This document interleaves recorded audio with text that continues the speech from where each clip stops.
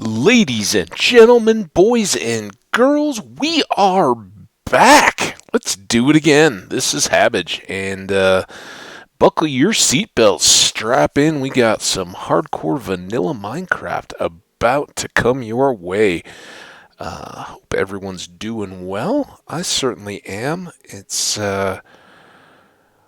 been about as long as it usually goes between episodes for me in Minecraft. I do very much try to maintain new content, kind of every calendar day. But I've done some early yesterday, and it's late afternoon, evening type time for me here today. So a little bit of a gap. I know we'd reached our destination and linked up our portals, so we're there. Let's load up this world and see what we got. So what's on tap for today? I don't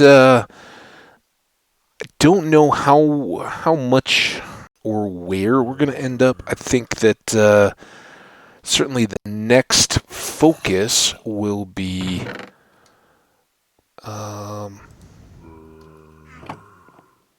getting back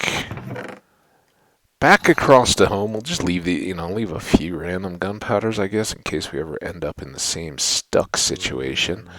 The rest of this stuff, I think we'll take back with us. But since we're here and we've slept, let's do a turn.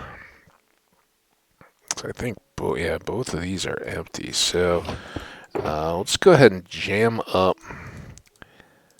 And we'll obviously take everything. It's easier than not at the moment. Pull back one of those. This can go back in the toolbox. We'll hold on to these two. And these various partial stacks. Now the rest of the stuff, whatever. How often do we just dump that into lava anyway? While we're here though, let's go ahead and put our worn pick away. Let's put that away. It could really go in the yellow box, but who needs all that?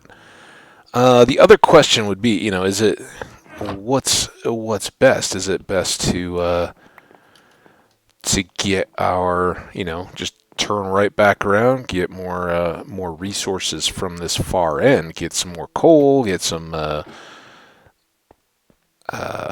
red sand.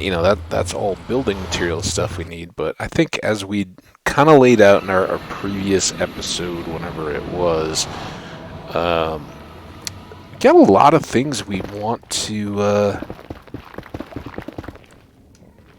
kind of want to focus on in and around the building on our base that'll make those activities actually easier. So, depending on how far we want to go with kind of like finishing cleanup type efforts here, we may find ourselves going after some more netherite. I think that's we've already talked about how much of a priority that is. Shulkers as well, and it's kind of either or at this point, really. Which needs to come first? Well, neither and both, right? We've got the benefits of our netherite armor and weapon, and those are the most tangible. Netherite tools are a huge benefit. Don't underestimate how great it is to not have to maintain your tools as often as you would otherwise have to. That's a huge advantage, but doesn't really change the speed with which we kind of get some of these things done. I think as we go back, we'll just kind of do one side or the other where appropriate. Try to get to our 3 wide situation, and rather than worrying immediately about height or anything, but we'll grab up the gold and gold and quartz where we can find it. Since once again we'll be back at the mercy of tools, and that's another thing we can consider working on here. You know, what do we want to do for our next XP batch? Do we want to... I was about to just fill that in there. I was like, well, it's kind of short-sighted since we're going to raise it anyway. Do we want to maybe do farm, flip the trades, get some more emeralds, just because we haven't visited the guys over in the lodge in a while? You know, that's pretty easy, and we don't make a ton of use of it. In theory, you know, we're increasing our opportunities for more XP if we have turned over the fields. And just for variety, you know, like, how long has it been now? 20 episodes or so? Speaking of which, don't quote me on this, but I think we're in episode 65 right now, which is pretty cool. It's a good long stretch of a season. Compared to our early ones, you know, it is what it is, right? You can be in the hundreds, or you could. And again, this is all subject to how your play style goes and what you're working on. You know, you can play hundreds of episodes with relatively little danger to yourself, you know, and we've kind of taken the middle road there. You know, what I consider just kind of getting by on a enjoy the world style, others may consider very safe. You know, sleeping, some of those kind of things that others say, well, yeah, you slept every night. You know, if you're not staying out and fighting monsters every night, then you're kind of wasting it. Well, at this point, it's really about convenience, right? You know, I have no problem staying out through the night and getting some combat in, but I also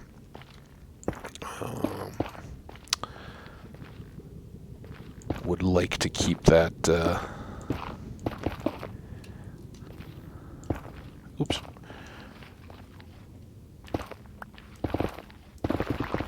A not every night thing, right? You know, for me, it gets a little tiresome when you're just like, you can never sleep. It's like sometimes you're just working on a project, you want to get things done, you're around your base, and you don't want to just risk having to repeat construction activities because a creeper's gone off on something that you've worked on. So it's really a matter of taste, you know, and what the circumstances are going on. But that's a little bit my take on it. Is yeah, we'll sleep when we need to or not, but you know, I think it averages out pretty well for me in the episode count.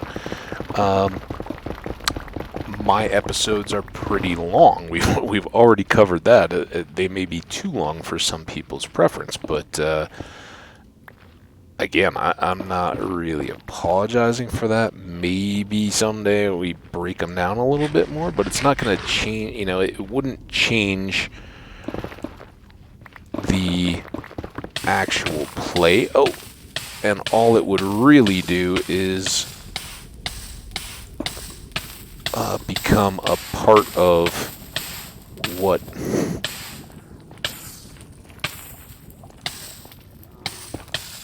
you know, like maybe if I ever get bumper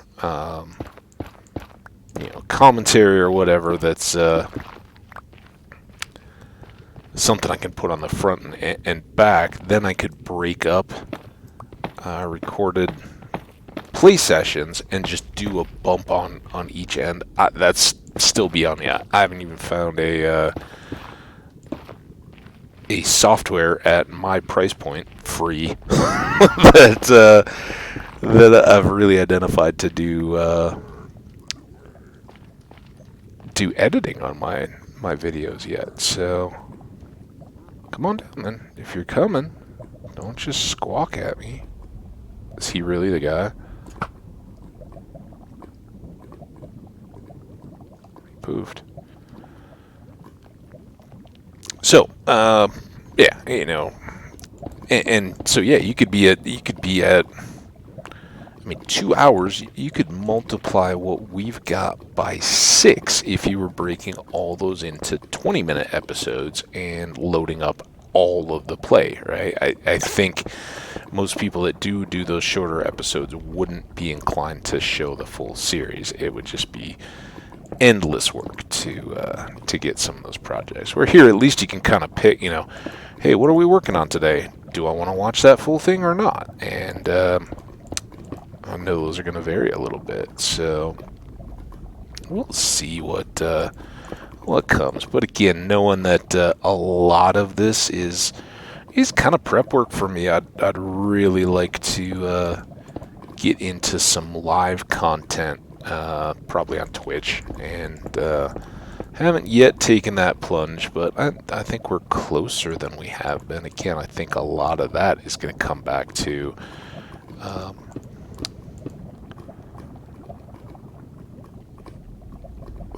well, in part, me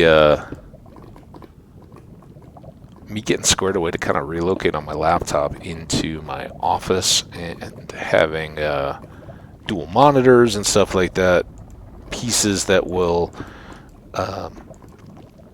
make it easier to manage in a live setting. And again, that may be naively optimistic in terms of, is anybody even going to tune in for the chat? I'd like to at least see it if they do. Right now, I'm playing full screen on a laptop screen. It's a big, I don't go for mini when I get laptops because I know I will be using them at least in part to play games.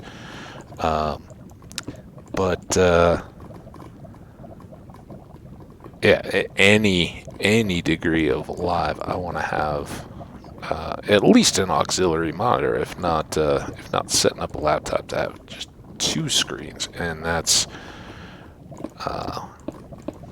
really the only way to do it, where you can maintain both, and then we can see if I can keep track of a chat while I'm while I'm doing live play as well. Just the recorded stuff, I'm sure, gives a lot of people a kick on all the oopses and goofs and all that. Speaking of which, I don't think my phone is silent, so we'll see if it gets any noise, but I don't anticipate anything. Never do, right? And that's when the calls or the telemarketing stuff comes.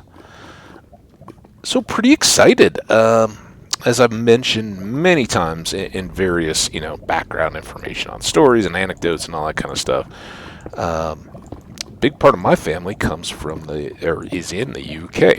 It's where my dad was from originally. He's, I'm an adult man, closer to, I think it's safe to call myself middle age. I don't have any issue with that. And my dad is in his golden years, as they would say, and so I've got a whole slew of cousins, and they're all adults at various ages, quite a range, because my dad was a middle child, so the kids of his older siblings were far older than me, were like teenagers when I was a little kid. We're probably, I think at one point we actually had it split out when I went over as an adult. At that time, and these things are all kind of like astronomical stuff. The things can only align once, but at that point, I think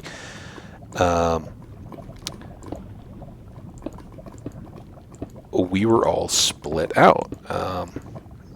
Maybe not, and maybe it wasn't that significant where anybody was half of anybody's age. I think we're all just 10 years apart. That I had an older cousin who was a child of my dad's older sibling, and I had a younger cousin who was a child of my dad's younger sibling, and all three of us went out to dinner, and that's just a part of of all of our various families, but the three of us happened to be in a situation where we could all go out and have dinner while I was visiting the country as an adult. So that was a cool experience, one I won't forget, just because they're all uncommon enough any times that we get to see each other, but was particularly cool because it was just a random group of us. I guess not random, but it was the three of us that were available, and it worked out to be together. And that's so rare. When we get to be over there, or when any of my family comes over to the States, it's we all understand what goes into making those trips happen. So whether it's somebody coming to the States, and usually if they do, they're going to be concentrated around my parents' at home and family back in the Midwest. So then often my sister and I will come from our various homes and get to see people, and likewise in the UK, when any of the family goes over there, they'll try to make it an opportunity to get together. Often it's like, oh yeah, we don't see each other that often, but you guys are a great excuse to get the rest of the family together. And that's like here, I don't see my stateside cousins that often either. Just like them, but they kind of joke about that, like, oh, it's really cool when you guys come, because it makes us remember that we don't get to see each other as much as we should or would like to. So all just random, fun stuff, but definitely, man, this is kind of stupid.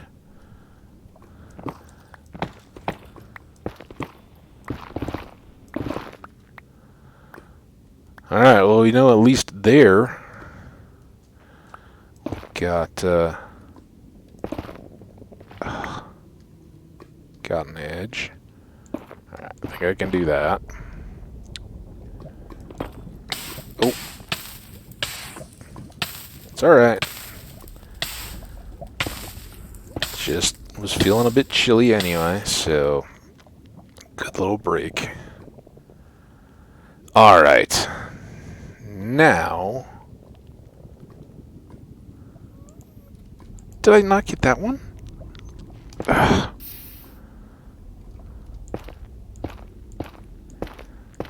And again, this is just kind of random in case anything should get in here and break a block. We don't want to get dropped into a lava in the middle of our run. This will all get layered another time by ice, so not a big problem here. Alright, there we go. We got some insulation. We got access to a garbage hole there.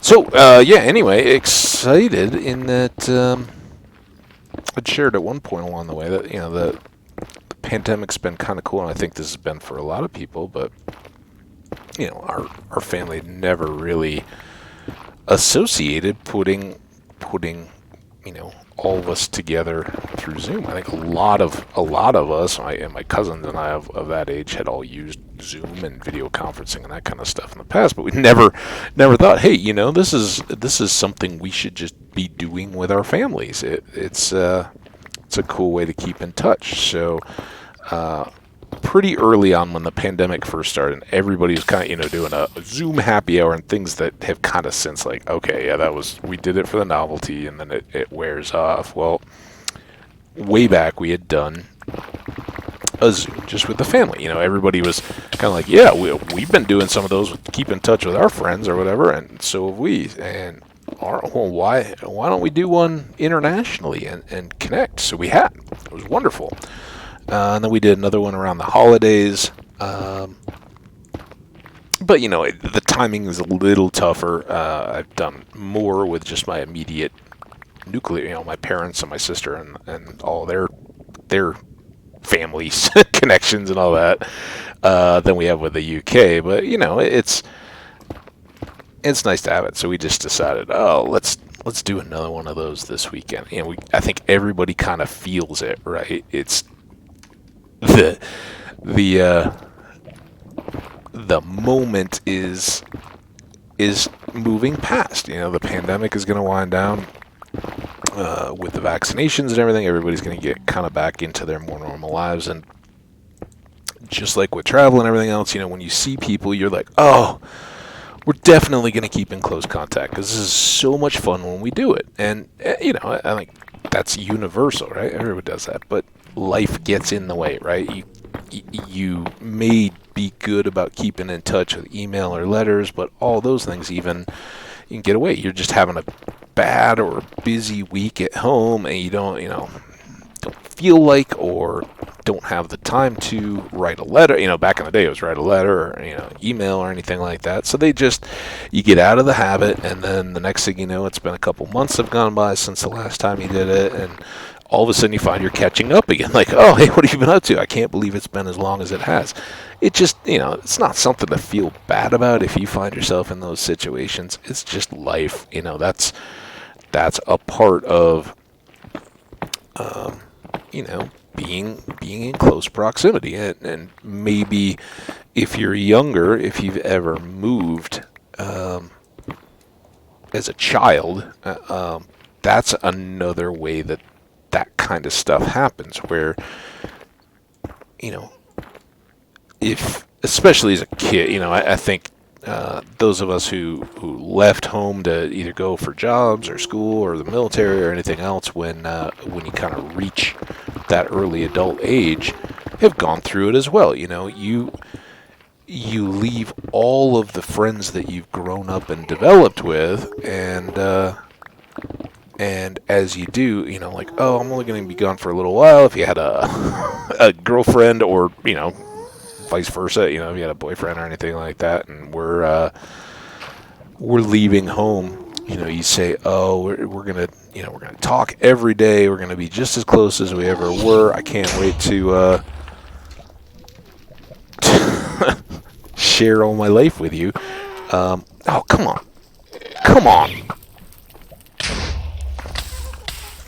That's why I don't like having lava underneath. Now this is...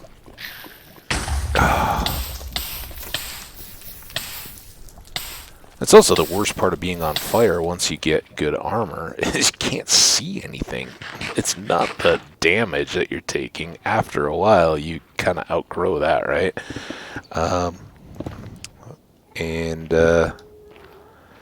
You can take that, but you can't see what you're aiming at. You can't see what's below your feet because the little tongues of fire are in your view. So that good lesson on why I like to extend the cobble out. I like to frame those edges once we get there. I mean, eventually it doesn't matter, but if we had more cobble, often I'll put a ring around the outside just to try to clip any of the fireballs that may be shot from a distance, and slow down the damage a bit. But we're short on stone resources right now. Yeah. So we'll just soldier on as best we can here. But yeah, anyway, I think we kind of rambled there a little bit. Everybody grows up; they don't keep in touch as much as they'd like or even intend to, and it happens with our family too. We just, as all of us have kind of adapted and found new ways to spend our time when we've been stuck in this pandemic. We haven't just constantly sat around going, oh, what we should do is get on a Zoom. So we're doing one though. Kind of it's been since the Christmas holidays, and it's scary to think, but we're almost to June, so almost into the halfway month of the year. Again, you kind of have to get to the end of June till you're really halfway through the year. But it was a good opportunity to catch up with everybody, see how everyone's doing, and I'm really looking forward to it. I think it'll be a blast to see the other. It'll be interesting because even in the last one, I was getting all the laughs and comments because I got this beard that I basically let go since the pandemic began, and it's been a lot of fun to grow it. I think I'll keep it in some form, but to the extent I've been able to, I keep the edges and stuff groomed and all that, but I haven't been able to do anything with more intentional styling of it. And because I'd like to keep much of the length, it's just, I kind of look like a hobo, frankly. And it's a little, I'm sure it'll be a shock, 'cause I haven't even seen my family in a Zoom in quite a while. It's been a little bit, because my sister lives closer to my folks, so they've had a few in-person visits, and I talk to them on the phone, but sometimes it's easier to just have phone conversations with the people you're trying to talk to. Zooms, especially when you get a bunch of people, as I'm sure you guys know from classes and all that, it's hard to get the attention of others, so you kind of do get pushed to the background and all that. So that's another reason why we don't do them all the time. But yeah, nobody's really seen me live, so they're gonna see a new site. And it's funny for anybody that's a kid that's like, oh man, my parents give me such a hard time about the clothes I wear. Well, they do, and usually it's coming from a place where they've got experience. They kind of know, and they've adapted in their own lives to, whether it's dressing for work or whatever. You learn these lessons that comfort is really, for a reason, secondary to man. Oh man, I got something in my eye too. Hang on a second. Oh, ow. Eyelash or something.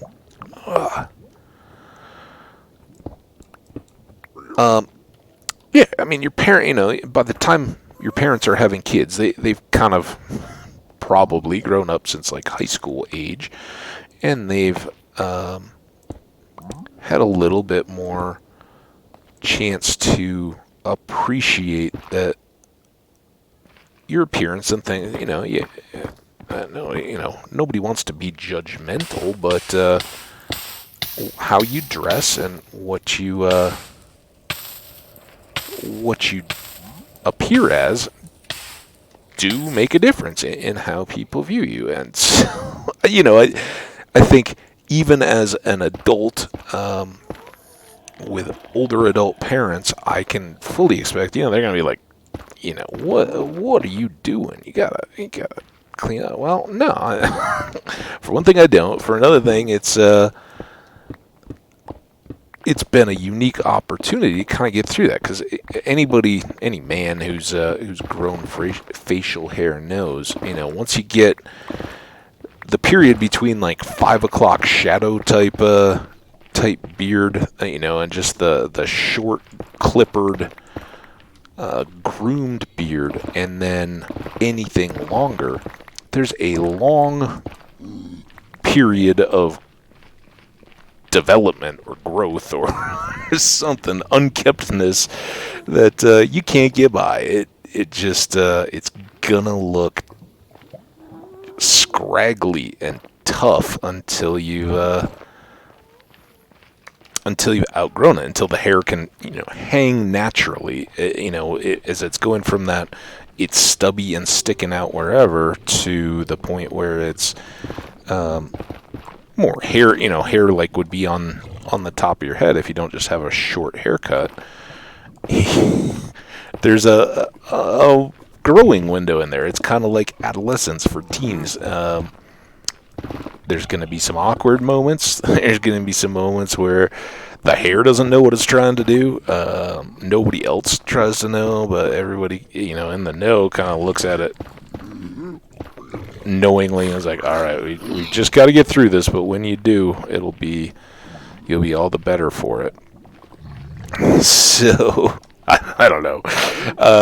Maybe that holds up, it doesn't, but I finally got through that period. So I'm not in a huge race to get rid of what I've grown. I know And it's funny, people don't think you know this when you're growing. They're like, do you know? It's kind of when you wear a mask, it gets all stuck out the side. Yeah, I look at this face in the mirror every day.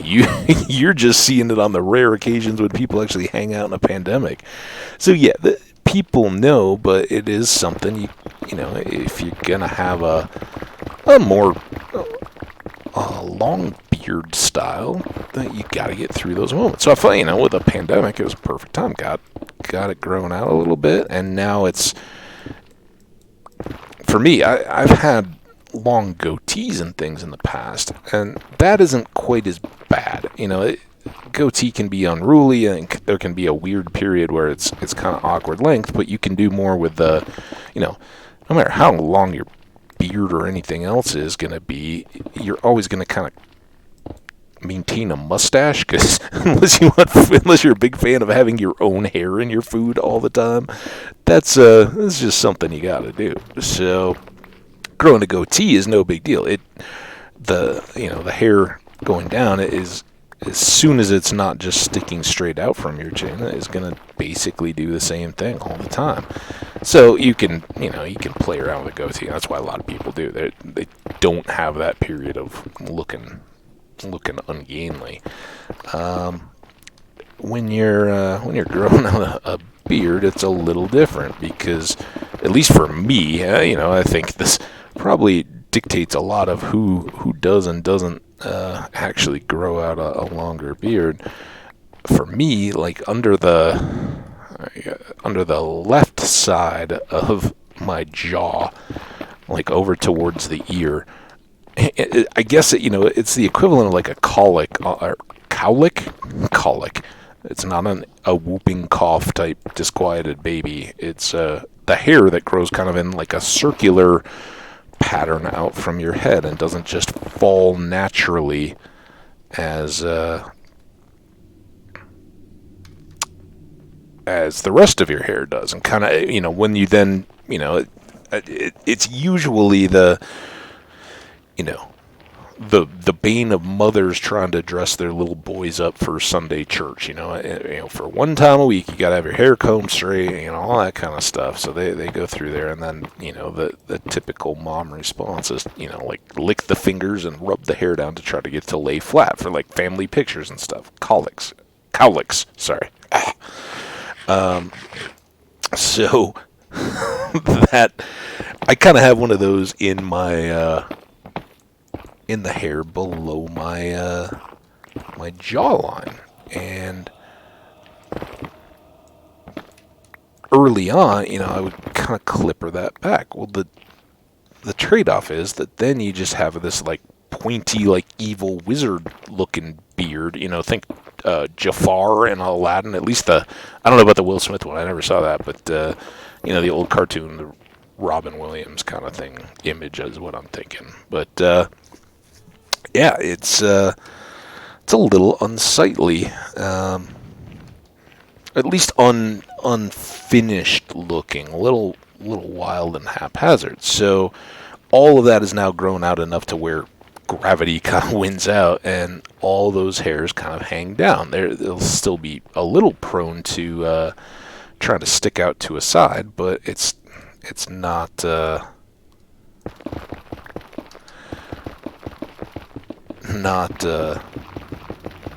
as out of control as it was. It looks pretty intentional. So in part because I don't know about others. I know, barbers and places have been open for quite a while in the pandemic. Now you can wear a mask and go. I don't think you can wear a mask for a beard trim either way. And even if you could, that wasn't a thing I was willing to do. I usually keep the rest of my hair pretty closely cropped. Even back in the day of barbers, it's like, oh yeah, number 2 on the sides and back, and then it kind of scissors cut the top to mix it in. Oh hey.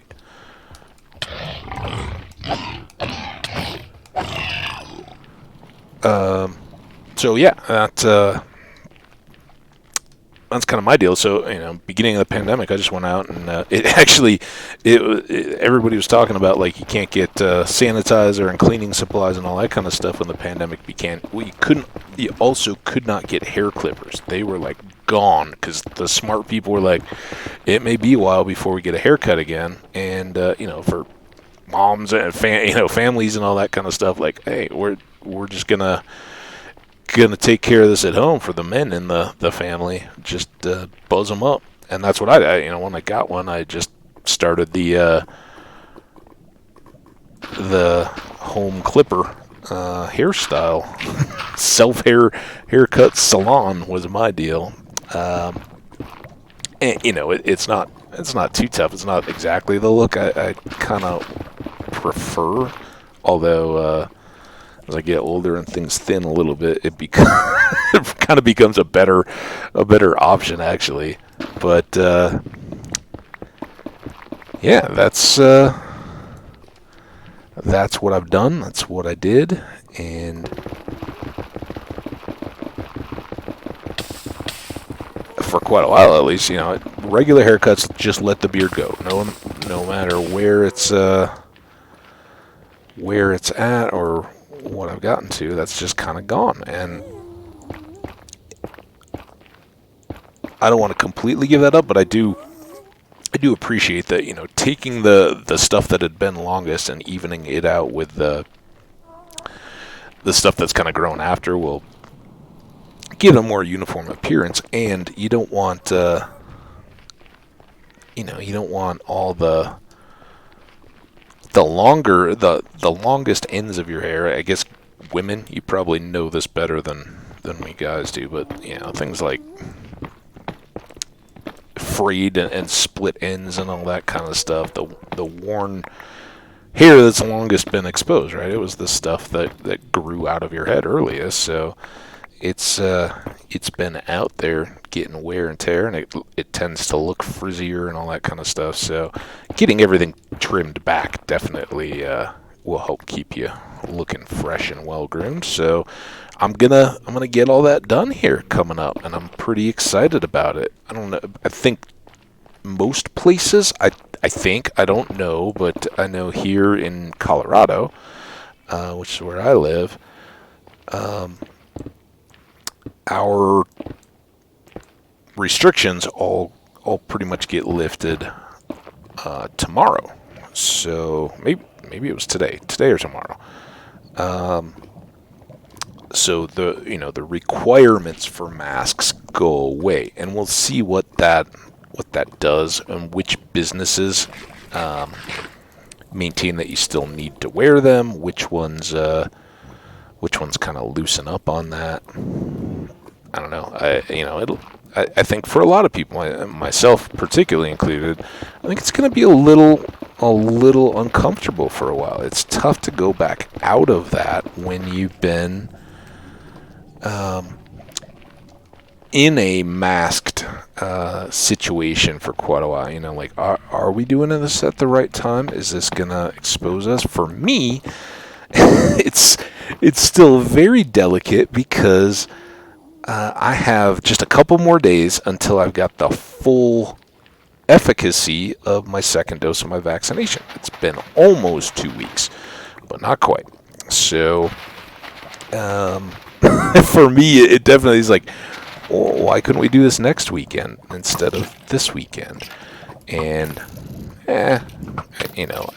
I'm not overly concerned, but I'm not gonna, things like a haircut that I've waited a year for, I'm not gonna go out and get done just until I've waited the couple extra days, because I might as well, right? Just, there's no rush, there's no time pressure, I'm not gonna miss out on anything. So yeah, after the middle of this coming week, I'll be able to get an appointment scheduled up and get the hair cut professionally. I have just, it's still pretty short really, but I haven't clippered it in a while, knowing that, all right, yeah, I'm gonna go back and get a haircut eventually, and hopefully get somebody that can do something to kind of clean up and make this beard look legit. So that's the That's the plan, but I think it'll be comical in terms of my family Zoom, which I'm looking forward to tomorrow, that they'll be seeing me with this long and not styled or cleaned or, looking intentional, really, beard. But, I think everybody will get a chuckle out of it. It'll be fun to kind of laugh about, and then it'll be changed. So that's kind of my big excitement, I think, for myself. And it comes in conjunction with some other stuff that's kind of loosening up in my life. I've been pretty restrained through the pandemic. I know a lot of people, and everybody makes their own decisions. It's kind of like Minecraft, right? Like what constitutes playing hardcore vanilla for you? Is it no helper apps? Is it modded? Any of that kind of stuff. It varies for everybody. I think everybody would say, "Oh yeah, I've been very limited in the pandemic," but then everybody does different things that they kind of slip into, and you don't think, "Oh yeah, that's particularly risky or edgy behavior." It just is what I do. So it's it'll be nice to have it kind of back again, and I think everybody will pretty quickly adapt to it. But again, there's a lot of stuff I'm in no hurry to get back to, and I don't mind waiting further. Hopefully, with more people getting vaccines, but especially here in Colorado, the talk is all about trying to get Denver to full open capacity, because Denver's picked up the baseball all-star weekend stuff. So, the city of Denver, all the businesses there are hoping for a big weekend. No, they don't want anybody thinking about let's say plague, pandemic, or masks or any limitations. They want people coming in from out of town, and all the restaurant bar owners and stuff want people to be in those places without worrying about capacity numbers or anything else. Just get them in, let them buy drinks, and let them drink those drinks and buy more in crowded capacity where they're just worried about hanging out with the people they're with, and having a good time spending money and all that kind of stuff. So fingers crossed for all the businesses and stuff. I really hope it's there, but I hope that when that comes, we're not rushing to a point where we're then going to have to go backwards and and make up for having rushed into anything too quickly. So we'll see. I think business is going to win by and large in this current situation, because they've been pretty well quieted by the government and restrictions and stuff, and a lot of business owners have been pretty upset about that. So they'll have to see a lot of reason why they should back into restrictions again. So that's kind of the news here.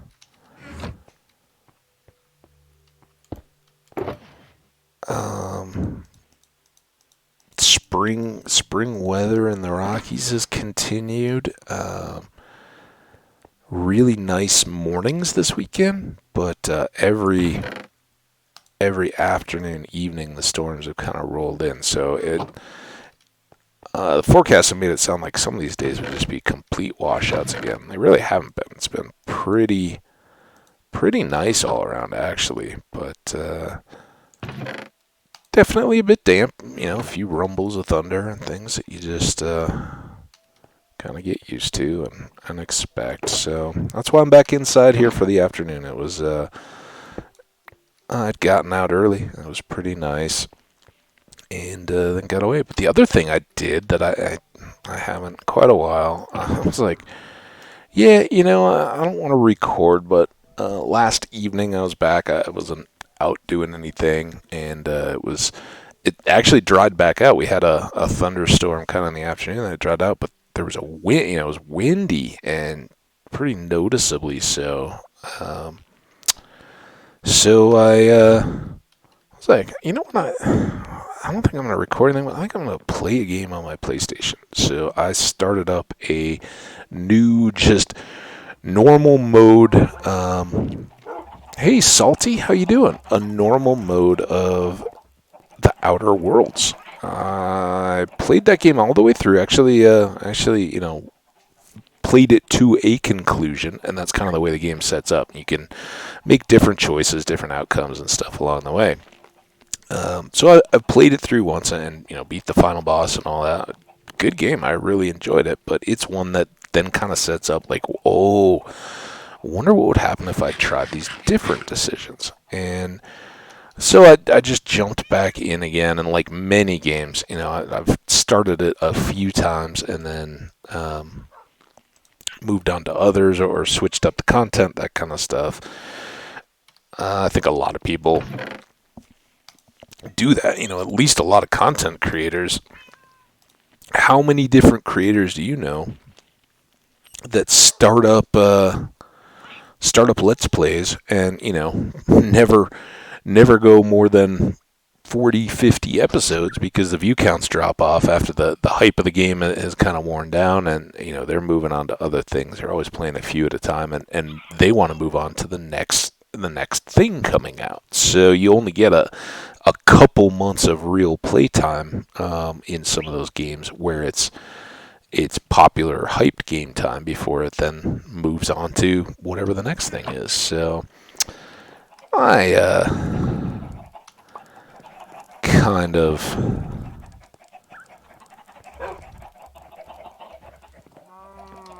am prone to that myself, where it's like a lot of developers understand that too. So a lot of times, a whole bunch of the story and content goes early, and it's funny. A lot of late game content in a lot of top tier games, it's pretty thin and patchy because they know so few people will actually get there. Either the difference is. Games with like raid and group content at the end where there'll be dungeons, those get a lot of attention and tuning, but it's the stuff in between, because then a lot of times they'll use XP boosts, pay bonus content stuff to jump you through to the end. So all the grind stuff in the middle is then the stuff that gets minimal attention, story, drama filled out, minimal testing. So all those kinds of things fall a bit by the wayside as they go. We'll just see how far this gets us. Yeah, we can just kind of bounce a little bit. We've got that other Bastion Remnant to potentially look through. I don't know that we'll do that in this episode.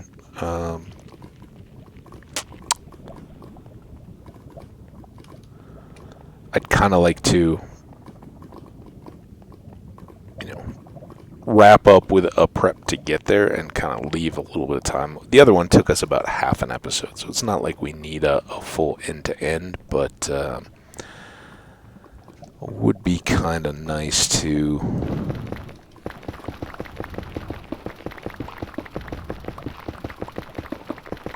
have that for an option.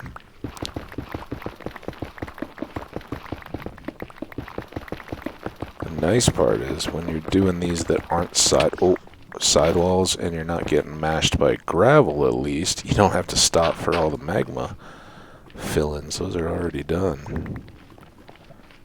Now here are pretty good. Why didn't I do this? Oh, this was part that I was just cleaning. So it'll take a few runs to get everything all the way to ready height.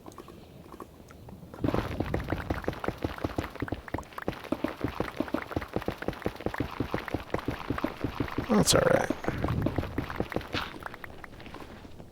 Oh, and we'll have to come back and deal with all that tree nonsense, too.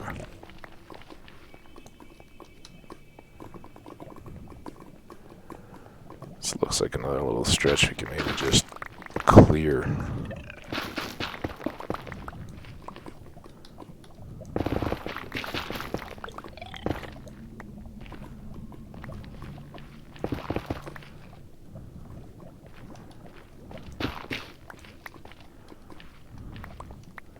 Just be done with it, right?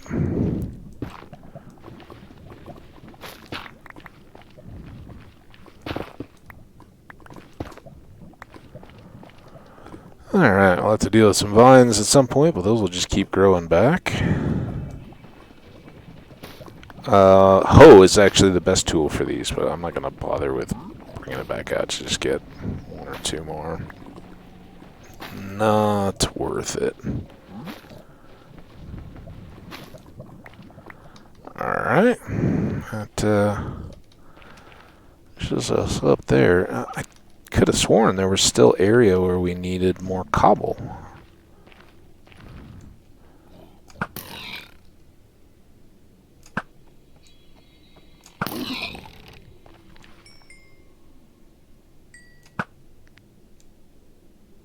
Too far. The pig was too far.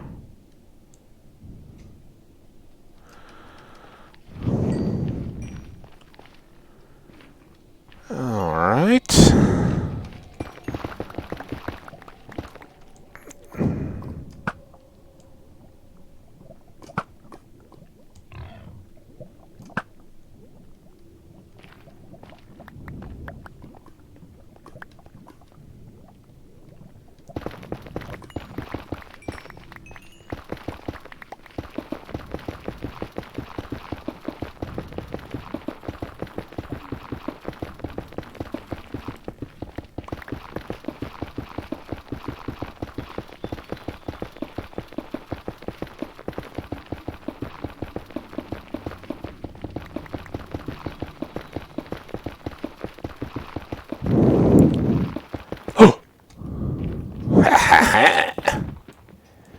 That's something we'll make room for in the inventory.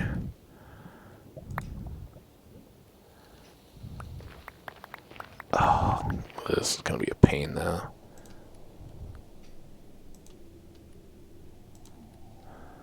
That should do it. Get it? Yep. Very nice. Again, they can happen at any level, but I'm not even going to look around because the chance of getting any in groups at this level is pretty bad. I think we'll just, as we're looking at it, get all this stuff dealt with so we don't have to deal with it again.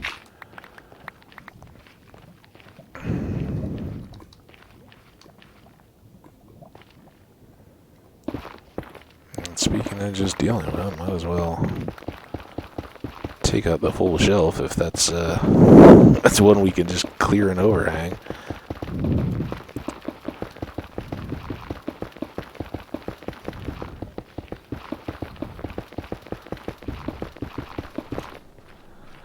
Alright. Why not just go back this way, huh? Finish a run.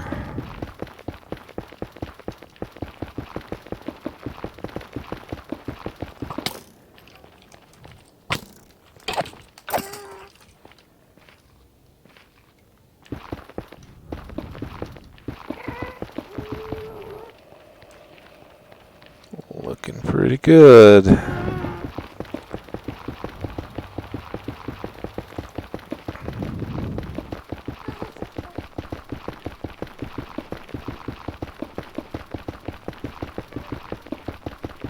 think once we've done all this to this level, we may leave it and just go focus on the other. Yeah, we'll probably still need one more as we finish things up to kind of, deck everything and then close it, make it look nice. But not exactly necessary. Even none of it is necessary, right? I mean, for one thing, it's a game, right? Nothing's necessary. It's just as is. But even to the functionality that I like it, where I have head clearance and can do boats or run, whatever suits me. Oh, two. Now, as with most things, these guys are not terribly dangerous, but in an approximation of boars or hogs or whatever, they can hit you with their tusks and knock you off these things. And again, not imminent death, but it just slow, and then you got to deal with being on fire, and you got to deal with limited visibility and trying to get back up on the bridge, and fight off these hog things. So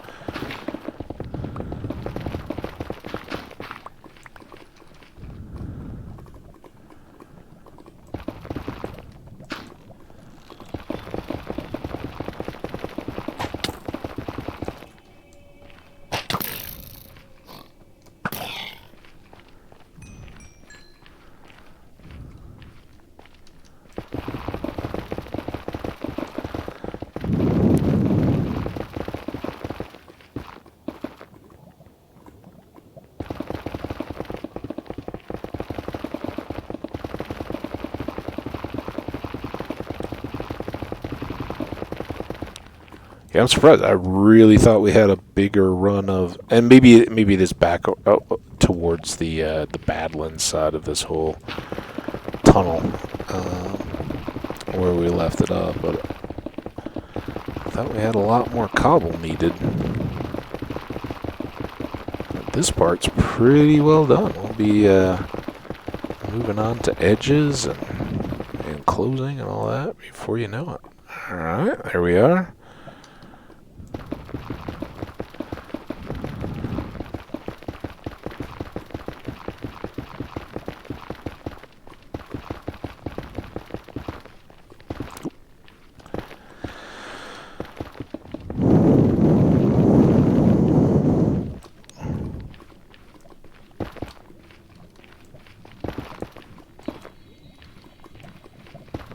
Can't get the rhythm back.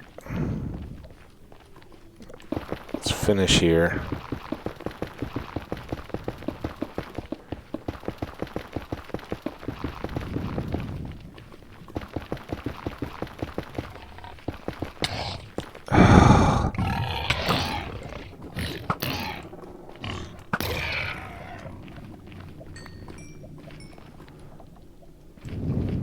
That's why I'd like to have it all enclosed and sealed up, is so we don't have to deal with those guys.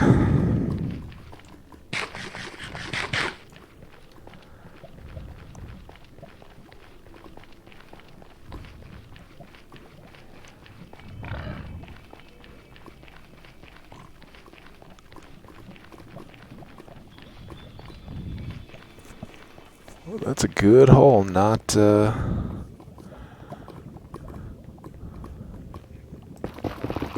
remaining to be done.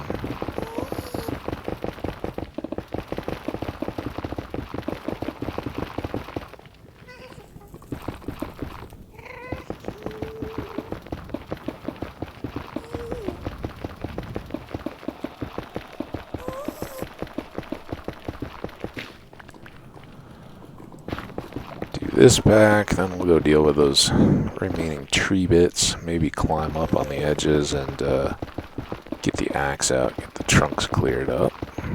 Because I don't know that I want a tunnel going under a floating tree. If we can raise it up and then, make kind of a land bridge above the tunnel, I'm okay with that. Come on, Ron.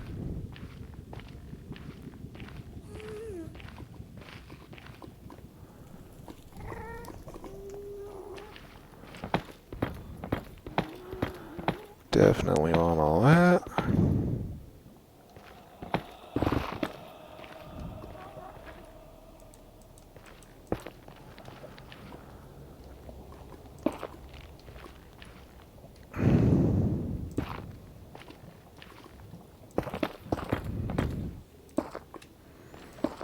quite a little nest.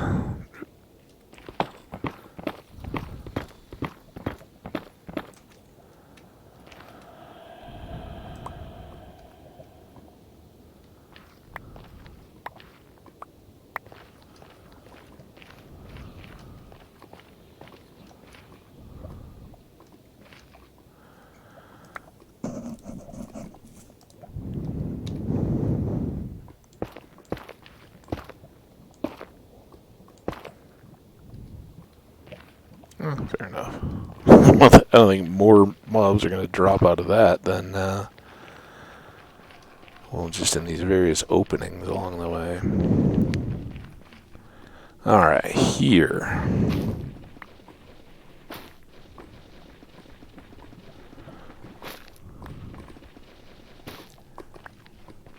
Maybe time.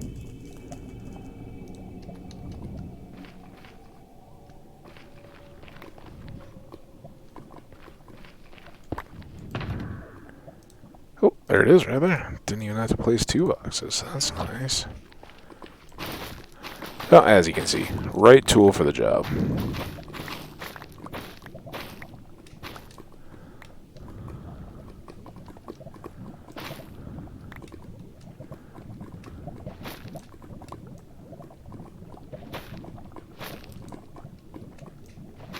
And I'm just, while I got it out here, might as well prune them back, because any of the, whatever we want to do for, stylizing the walls and all that kind of stuff, may as well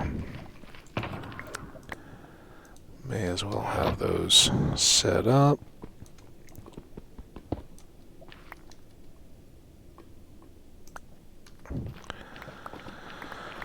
Always grab back up the ender chest. Important not to forget that little detail.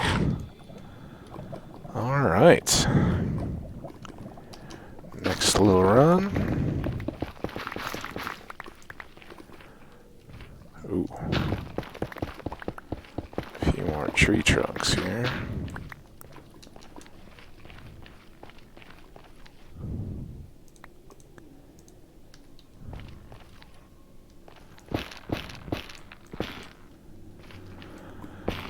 For now, we'll leave them floating. Eventually, I do want to deal with those. But we'll see if they're, even how visible they are, what the priority becomes.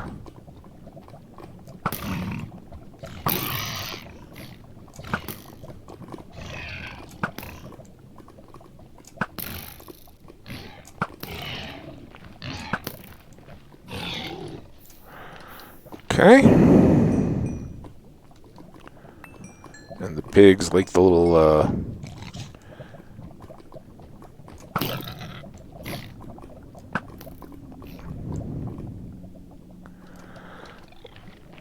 like the,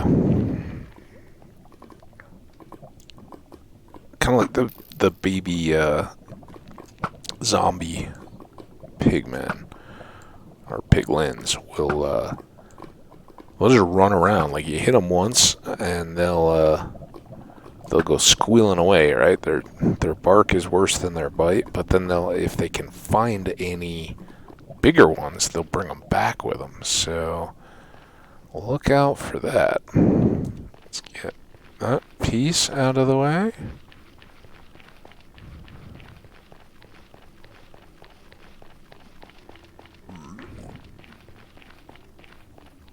I guess we should try a bit more here, because we have run into some slowdowns as we've been going through. I don't think they can get through there, though. That's safe. Just looking for the 2-block holes, really. Maybe just here. So that should prevent any spill over there. Then we've just got the edges. And again, we're okay there. We just don't want to get stopped every time we're trying to make a run along.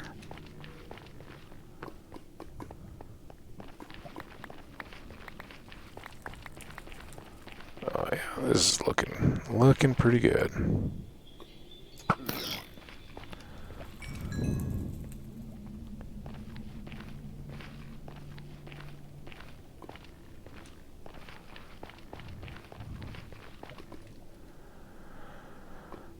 Let's see, what can we... This doesn't matter really, but I don't know how quickly a lot of this stuff is going to despawn where we're only passing through it and it won't be loaded. If the chunks aren't loaded, the garbage blocks and stuff won't go away. It's actually a good way to determine spawn chunks, boundaries, and things like that. Just spread a bunch of garbage blocks out, and if they're still there when you come back, then those chunks haven't been loaded. Go away, go away, work on some other project. When you come back, if the blocks are still there, your chunks aren't loaded, because if they stay loaded, the chunks will or the blocks, whatever they are, will despawn. So it's a good little test you can use.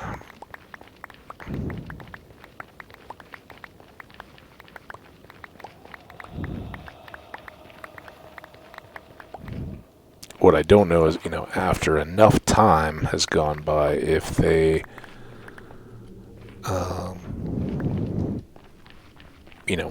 much life does each spilled block have if you periodically reload the chunks that it's in? Will that play a role? Don't know.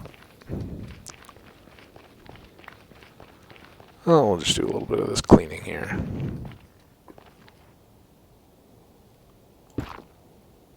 We'll do that.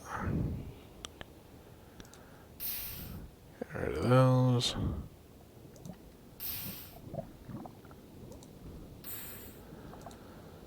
These down, and at least the arrows. Okay, well that's well on our way, right? Across there, that should prevent the introduction of any roadblock mobs. Alright. So I consider this fully ready usable in one direction now, all the way. So now, let's try, see how much lava we can find on a double run, or gravel.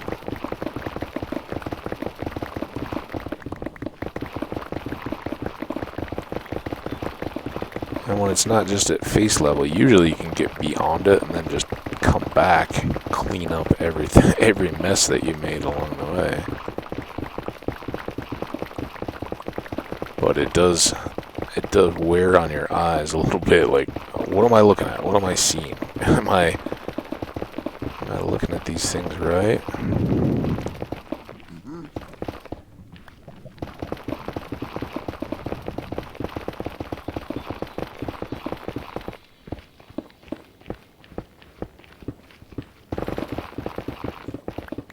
Could be opening up all kinds of disaster back there.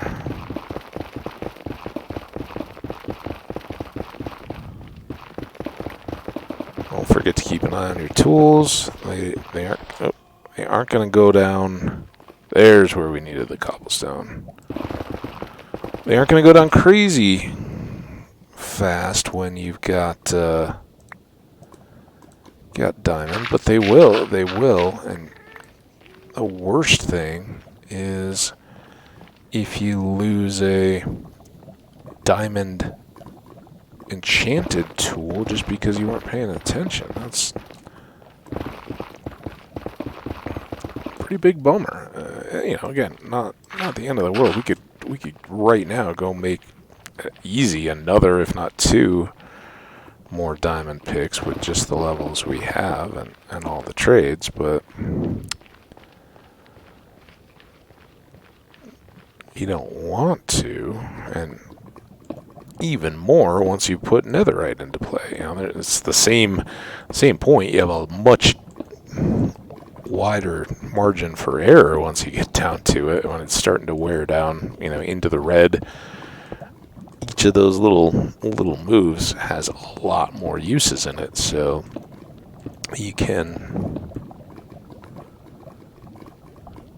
kind of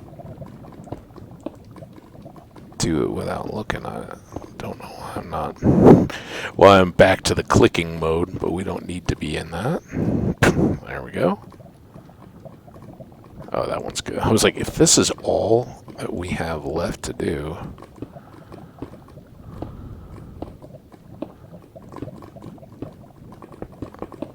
Whoa.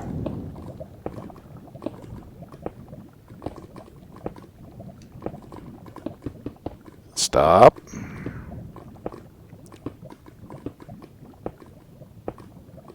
Well, there's anything wrong with filling in the lava, but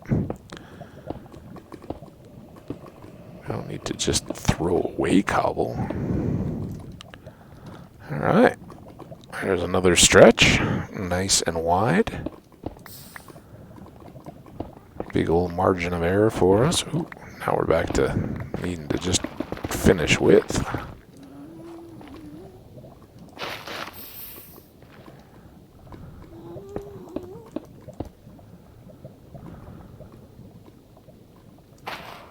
And intentionally kind of extending some of the cobble in these areas because you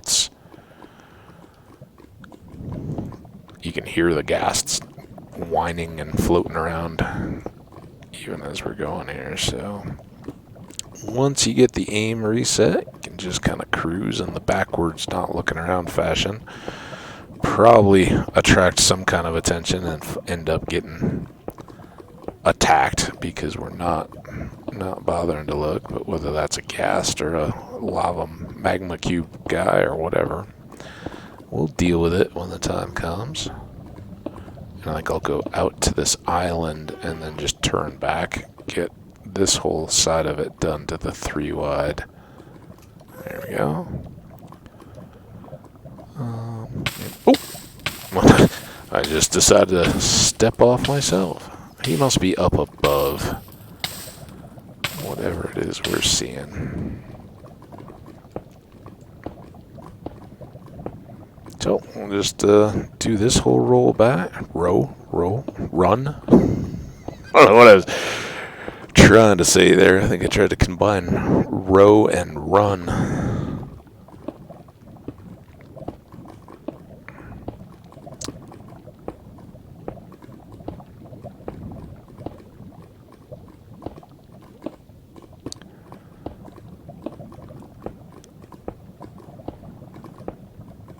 So next choice is going to be what do we use for our side block? Because the next thing will be complete runs on these sides, any of these lava areas or anything that's exposed, and perhaps on the interior as well. What do we run along those sides for a visible block? What do we want that to look like? And I'm kind of wondering. I think with the number of bastions that we have, I might look to go for the blackstone bricks. Polished blackstone bricks, is that what they're called? Haven't used them before for these. Usually it just becomes stone brick or something like that, but I think we're already kind of moving beyond that a little bit. I think we've used stone brick in the lodge quite a bit.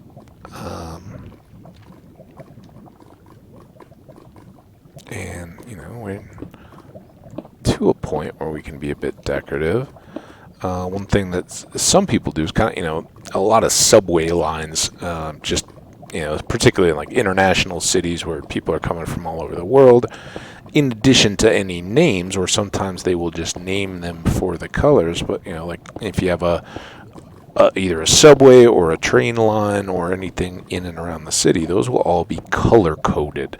So, the orange line goes to the airport, and then the red line goes, to the north. Just so that people can quickly become familiar with what they are. It's not a bunch of incomprehensible names if you don't know the language and all that. You can pretty quickly look at a map and determine what color you need and go from there. So people will do that here as well with their branches, because right now we're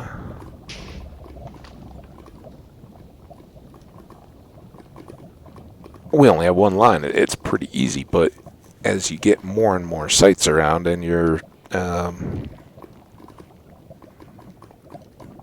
trying to determine where you need to turn off of it. If there's lots of side tunnels along the way, if we find for instance, if we found a jungle along the way and it had a bamboo area and we wanted to build a house there, that would be a turnoff. Or if we decide to build a farm, it's some particular location or biome within our world, you'd need to make a side turn. Do you then make the decor and the blocks that you use to build those tunnels? Does that become ID for you to help discern what's needed? I don't know how I still managed to get burned on that, but whatever. Not a huge deal. Just time. Now we were coming back from this way.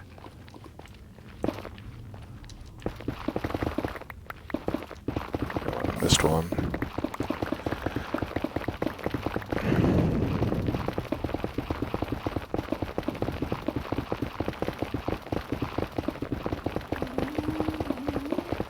High ghast.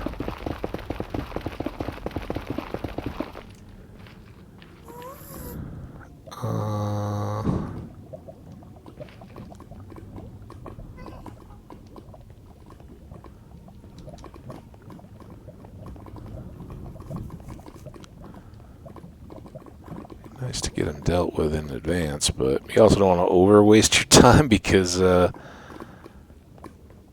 lake is not, if you spend a bunch of time chasing down and killing one ghast, inevitably, as soon as you get out on your bridge building and are working on it again, another one will spawn up right away anyway. So not super necessary. Again, when you're at this point, if you're at a point where a knock off a stone bridge will likely kill you, as we found in World 2 when we got dunked in the lava and didn't survive, then adjust accordingly. But at least for us, if we hear them, even if we hear the fireball start, we can just pop out of this mode, run in the straight forward shift from right now. I'm doing Shift S. Instead, just switch to W. Get out of the crouch and run forward. You'll be away from the first fireball, and then you can turn around or identify which direction he's coming from.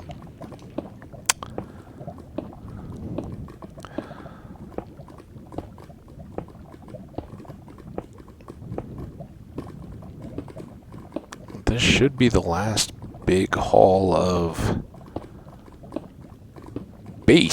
road base. That's a railroading term.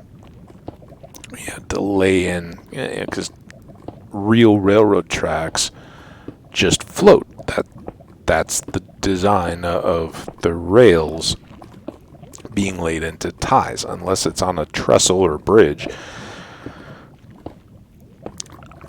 The rails are nailed to the ties, but are free floating above the base, the bed that the rails are then laid on. And usually, that's got to be some kind of a gravelly ballast thing that will drain away water so that it doesn't wash out, and also bear the weight of a train, which can be very significant. So it's nothing to be overlooked, but requires that work of preparing the rail bed is very significant as they're getting ready. Now, is that our actual source? So it was. And we clear that just in time to see the next gravel. Lovely.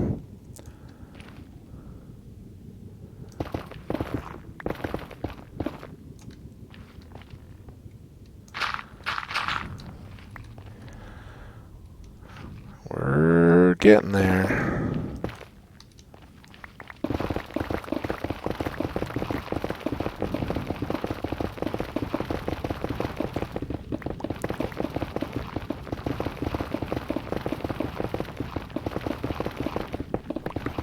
Looks like all pigmen. Oh, unfortunately, they don't care about that lava too much. They kind of like it. So we'll have to go back and deal with that.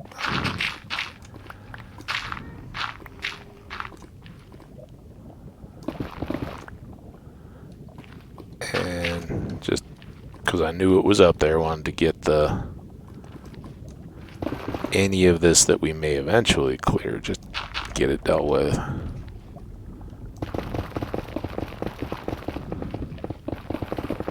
Again, as long as you don't stop, just keep holding your axe as you go through any of those crowds of pigmen, and they won't bother you.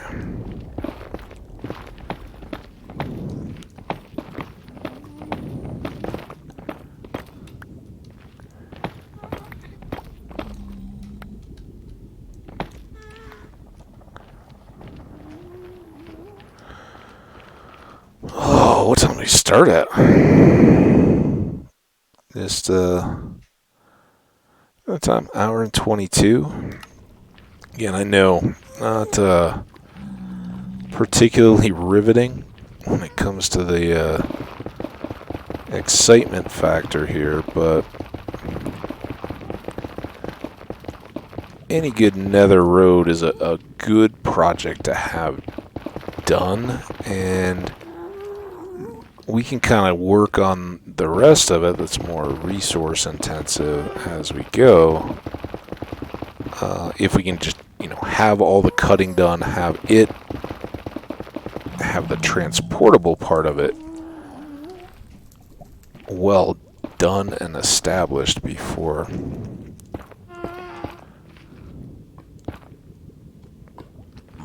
Another one where I don't know.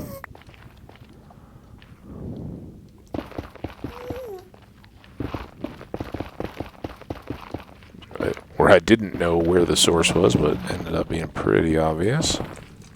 So that is the challenge. You guys probably can't tell, but as I'm going through that pig and my axe is still going, his body still has a bit of mass. And like the cows, when you're harvesting them, or the chickens or anything, they can move you around a little bit, not a lot, but as you're just trying to run straight in a line, as you push through them, even though your axe keeps going, you will shift a little bit, and that can throw off your aim if you're just trying to maintain this constant, steady bead.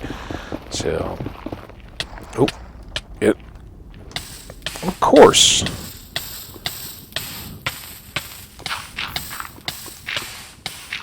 Oh, what? Alright.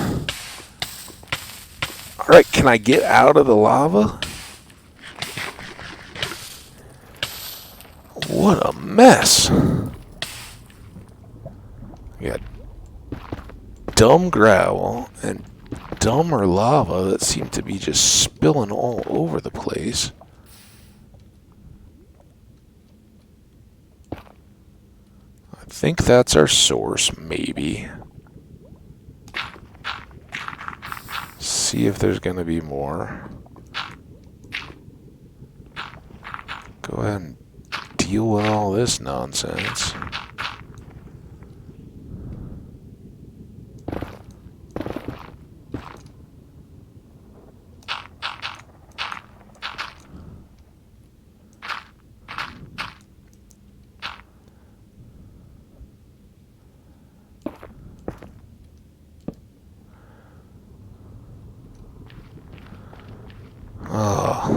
Time waster. Yeah, we're getting low on this pick. We're definitely going to have to do some kind of a repair activity. I think the farming may be just the ticket there. Alright, this was where we'd gotten off. So I was actually going the other way when I was clearing that gravel. A little unintentionally.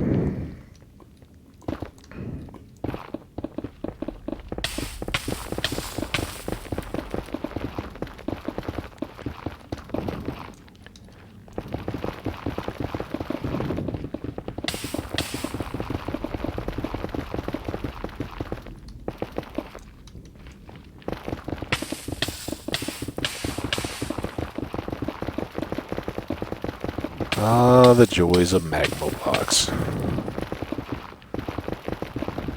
You thought we were all done with that fun, didn't you? No, no.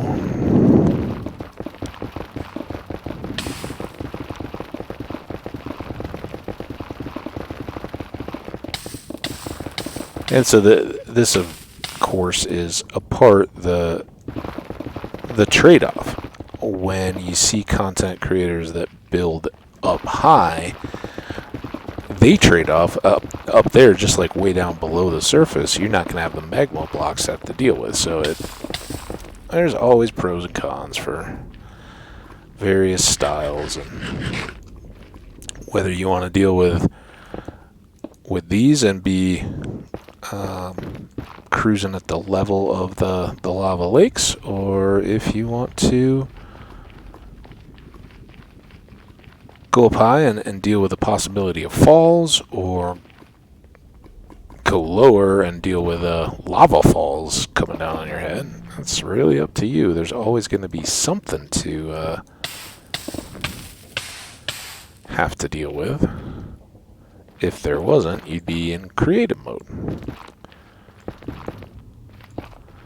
Alright. Next section.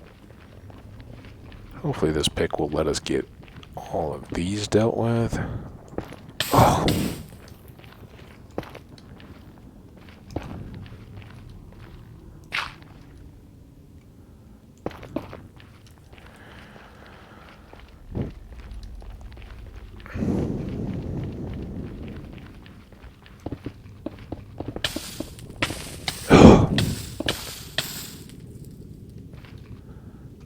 Just takes so little to get you stuck in a dumb hole.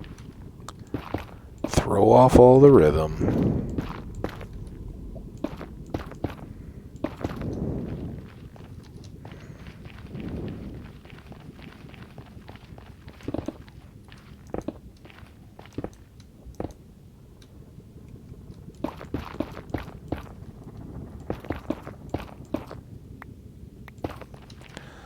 Alright.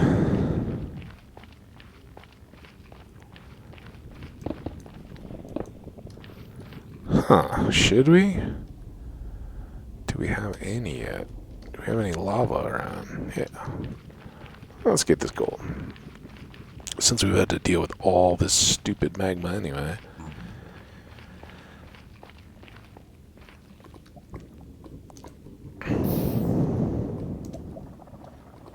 Again, accidentally tossing that ancient debris wouldn't be catastrophic in the sense it wouldn't get destroyed. Maybe a real challenge for us to find it. I don't know if it will automatically float or not, so that could be a challenge, but it wouldn't just destroy the blocks.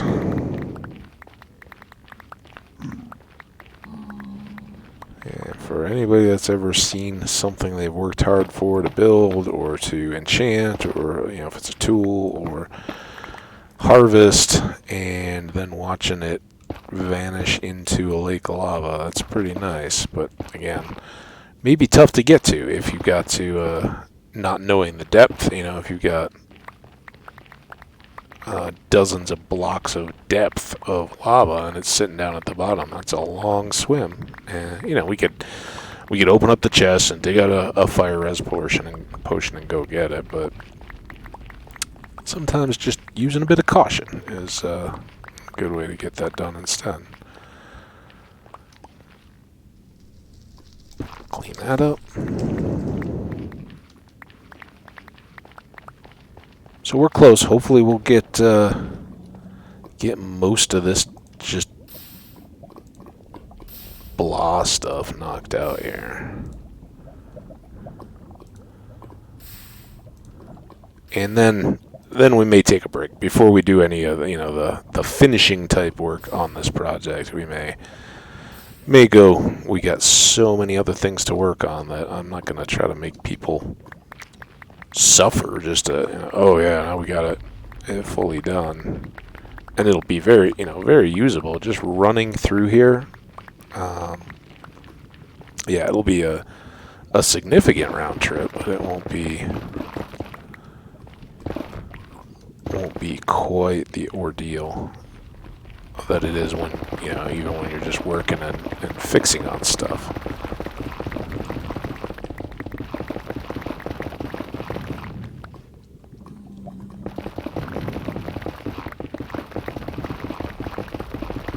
Oh, I forgot to switch pigs.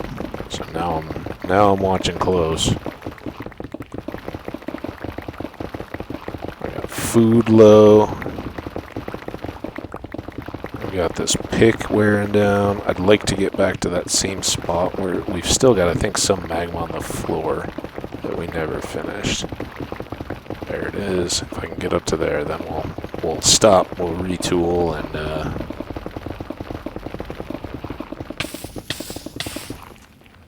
good. We made it.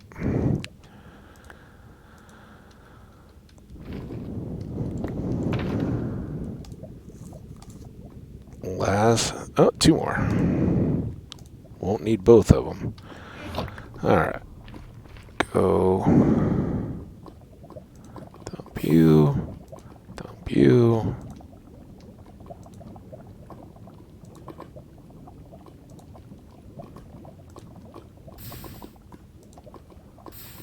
We need one stack to...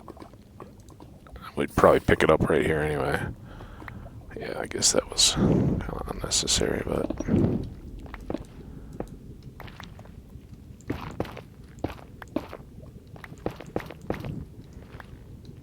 Let's eat. And we'll run again. Do a cleanup. Get these random little one-off blocks. Alright, is that it?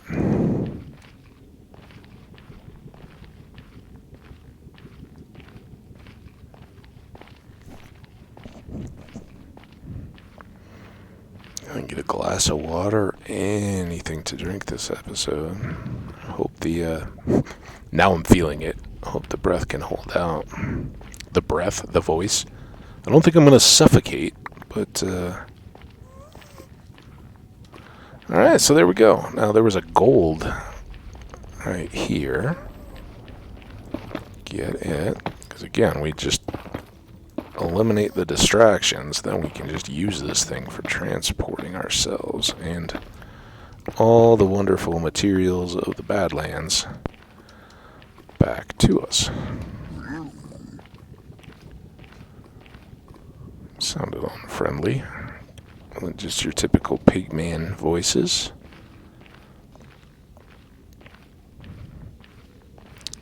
That is a help when you have the head clearance to be able to do the bunny rabbit hop all the way along. You can often just outrun any trouble that does arise. If hogs or anything get in at the edges of lava seas and theoretically could cause you some trouble. By the time they've seen you and dropped down, you're already long gone and out of aggro range, so that's a big help.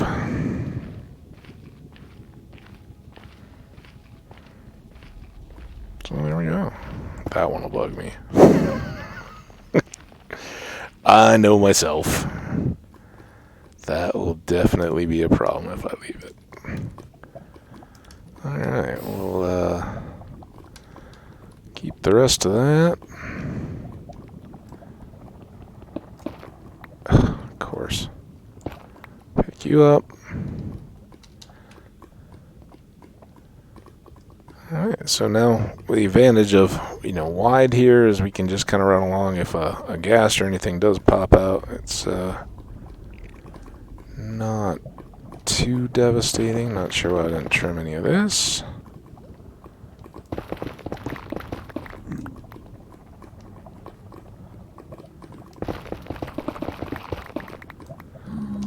Again, not full height yet, but enough to be entirely serviceable until we get to finishing. So this is the back end of our next ruined bastion, or remnant bastion. And that may be something to deal with. Try to do better this time.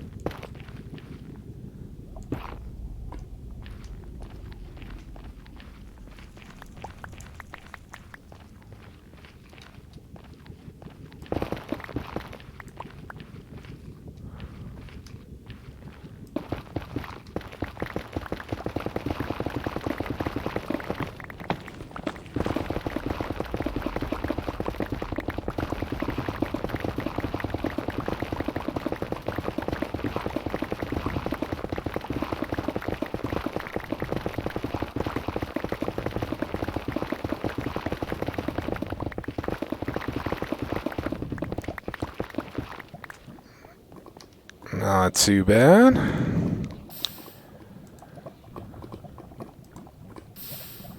This is one where I just have that feeling like something that in that stretch is now bearing down on us and ready to just whack us in the back of the head. We'll go back and clean up that quartz and all the associated blocks after it.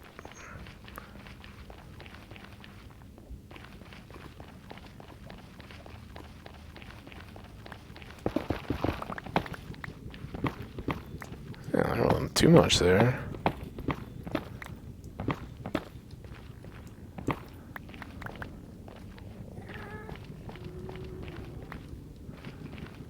Oh, what do you say?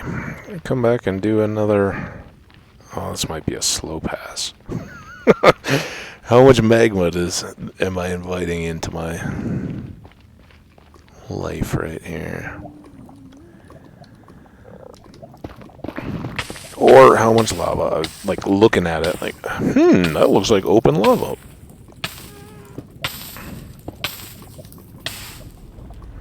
Yes, yes. Guess I might as well deal with this one as long as we're here. It's stopped already.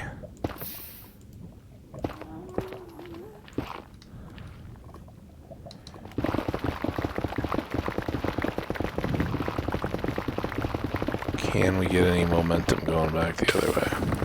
Pretty good. It's just one little gap.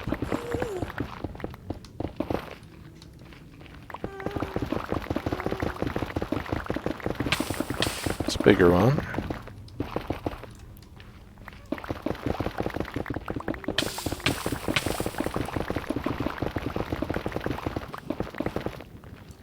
Oh. Something's not right, because the game is just kind of like making me twitch there as soon as I was trying to get off the sand. It just threw off the clearing of that block for a minute.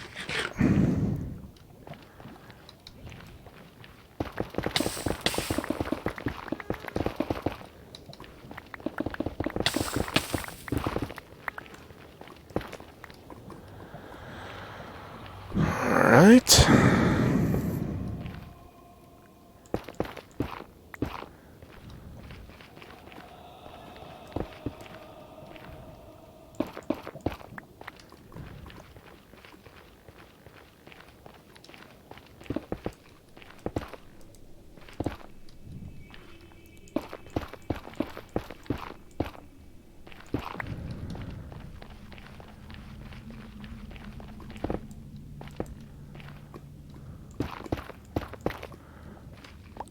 close. I think this is the last one on this little run. Maybe it's only like 3 blocks. There we go. Tear this out, and another section will be good to go.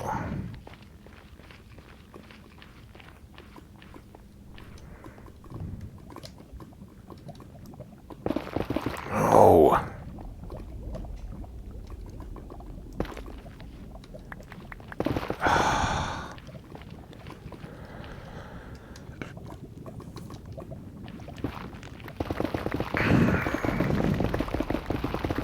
Alright, now we're cruising. Till gravel came.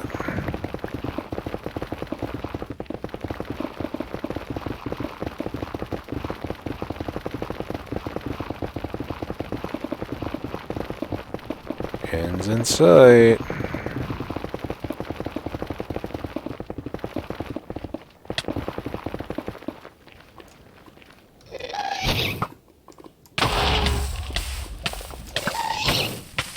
Are you... I just hit him!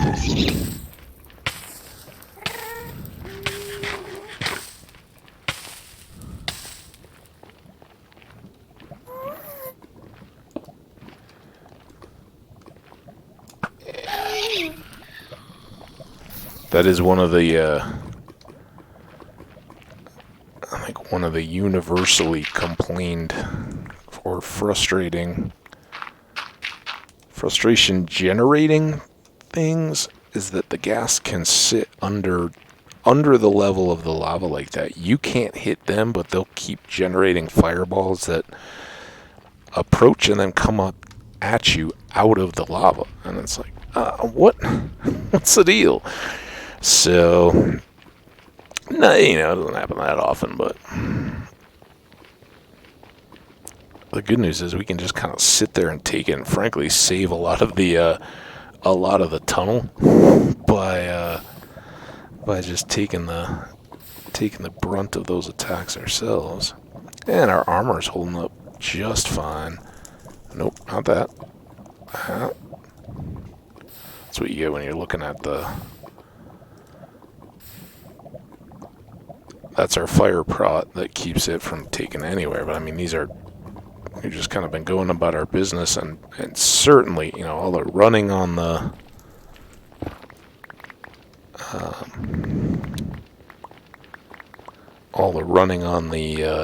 the magma blocks and everything, it's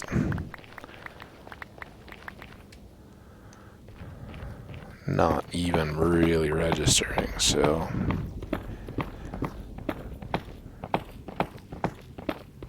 very good to have the netherite on the armor.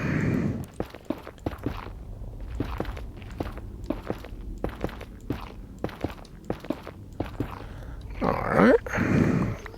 Keep picking up the trash.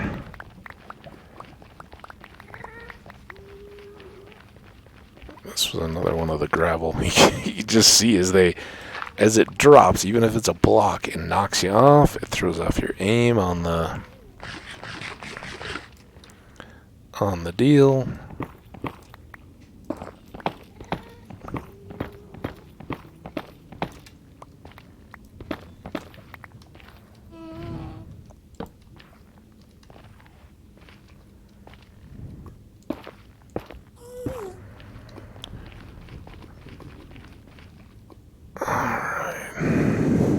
Which way are we going? I think we're good in that direction, right? I think everything we've done that way is set, and we're just cleaning up here. Could be wrong, but that's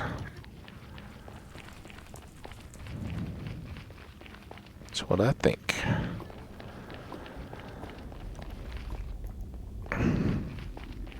In other fun RL news, the other day when I went to the store, it was apparently we're into cherry season now. So they were on sale, and they're always on sale when they're in season and just there. And there's usually like bags and bags of cherries, and I love nothing more than snacking on cherries. Like get a bowl with some of the fresh ones washed off, and then something to put the pits into, and just munching on cherries.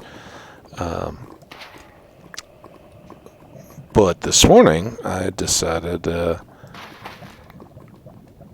was gonna have oatmeal, and that as the oatmeal's kind of nice because I always do just the, like instant-y stuff. I think any oatmeal you can pretty much do the same. It's just how quick it goes, and I'm definitely not looking for additives or things like that. I want I'll put some cinnamon or whatever in, or as in today's case, some cherries, but fresh fruit, whatever. I'll add that. I don't need you to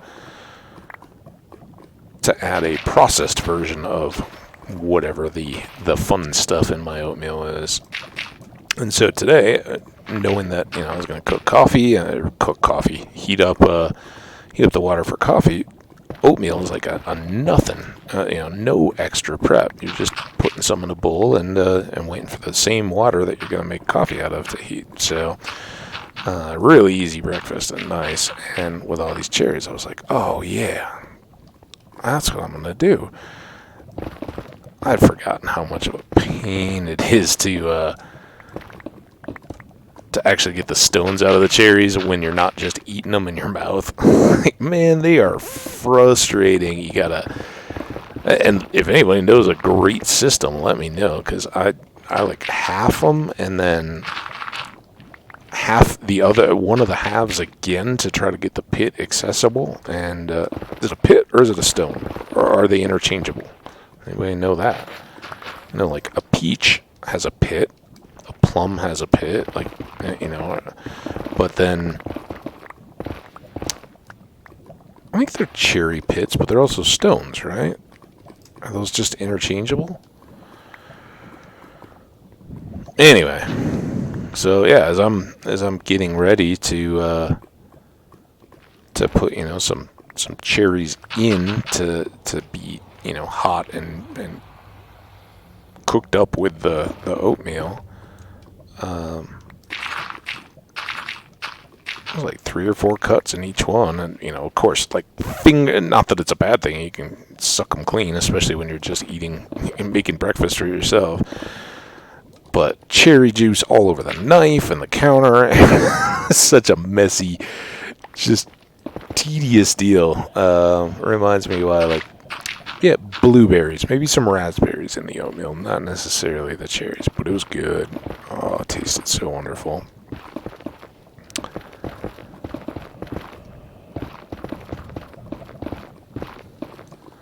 Another thing, as I've shared before, just doesn't really go for me, never has, to like have favorites, and the same thing goes for fruits. Like, oh, what's your favorite fruit? What day is it? Because it changes.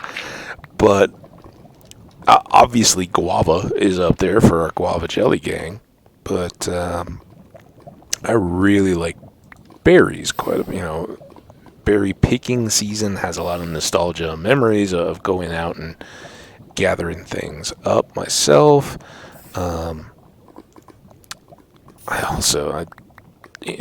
don't allow myself this treat a lot, but like a triple berry pie or a blueberry pie, oh my gosh, so good. Way back, I don't even remember. Oh, it's going to be a thing. I may have to ask my folks, because I don't remember what the name of the restaurant was. It was, I don't say it was something along the lines of like a Denny's Perkins kind of deal. But it wasn't either of those. And I don't know what it was beyond, but I think it was a chain. All right, now which way am I going? Totally lost as I'm telling a story. All right, this is the way we want to go. Is everything here cleared? I think it is. This obviously isn't. But yeah, as little kids, I remember my sister and I we'd go to whatever this restaurant was, and It was certainly casual enough that, parents could bring little kids there and everybody was on the same page, right? There's no worry that your kid crying or making noise or anything was going to ruin other people's nights, because nobody was going there to impress anybody particularly. But I remember it as a kid because they would have these little Sundays, and they were, designed for, hey, you're a little kid, you came in for the deal, you kind of just out of matter of course get a Sunday. And they weren't, so many restaurants, parents are like, oh, we're not gonna get you kids a dessert, because as much as you guys think you want it, you're already full, and they're adult sized, and you're never gonna eat it all. And unless the parents really just want the dessert for themselves and want to help the kids finish it, it's kind of a waste. It's relatively expensive as a dessert, or in restaurants to get desserts, compared to just the normal food. And I saw that movement over there.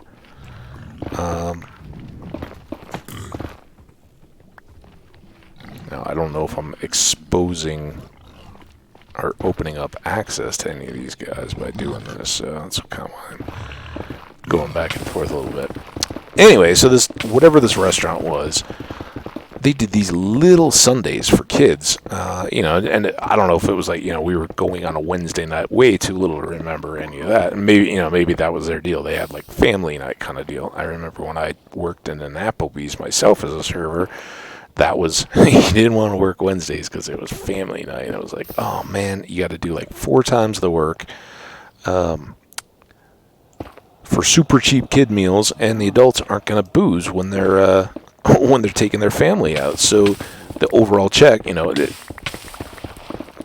opinions vary on whether you include drinks in gratuity. As an ex-server, I would say that you should. At least and again, whatever you kind of tip. I'm kind of a buck a drink tipper in bars, and if I'm out at a restaurant, that kind of stuff, getting drinks. It's a little high, and I know it. Is. I'm not trying to be like, oh yeah, I'm the big, self-righteous big tipper kind of guy. No, it's self-serving, especially like if you're at a sports event or something, and you're trying to catch the eye of servers. If you're a girl and you just look good, you usually will cut to the front of the line. But servers do appreciate, and if you're getting drinks for a group, and they'll appreciate right out of the gate.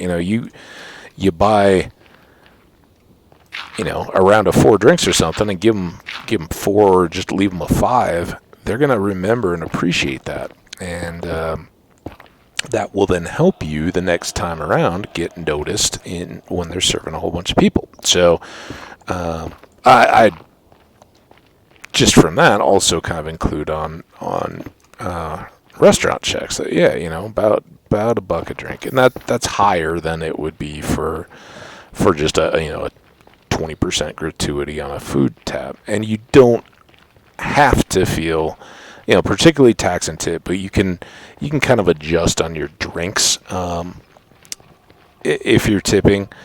But it's generally, as a server, going to help you if the overall total of the check is going up, and drinks really shoot up the price of a meal out.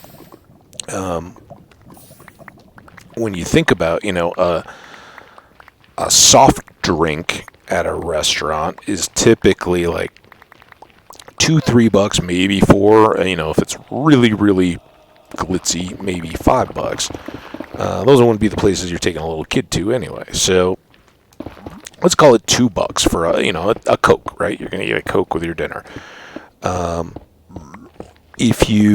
Let's just say, it's nothing fancy, but let's just say that you're having beers with dinner, and if you're out with the guys or whatever, you're watching a sports game, let's say you're not trying to go crazy But you also are out there, so maybe get 3 beers in the course. Well, each of those beers, instead of the $2, is probably on average going to be about $5. You can get the Coors or MGD or whatever is in your area, Miller or Bud or whatever, and those may be down the 3-4 range, especially if it's like a happy hour or something. But you're not going to get refills either. With sodas, most places will just, once you bought one, soda is so cheap for the restaurants. Anywhere that has the dispenser where they hold the glass up, push the lever thing, it's like movie theaters, right? They'll let you fill your own because they don't care. You can refill that thing 800 times while they're there. They sold it to you for $6 to start. So, yeah, fill that big giant tub of a drink cup as many times as you want. They're going to make their money. So it's a big difference. Family night versus adults out night is a big difference when it's a restaurant or whatever. So they'll loss lead, and typically middle of the weeks are quiet for restaurants. So that's why they'll do family night. Something that's a lot of value for parents to bring their kids out and not have to cook. It's like having a puppy, right? You want to start exposing them to things early where the stakes are really low. You'll take your dog to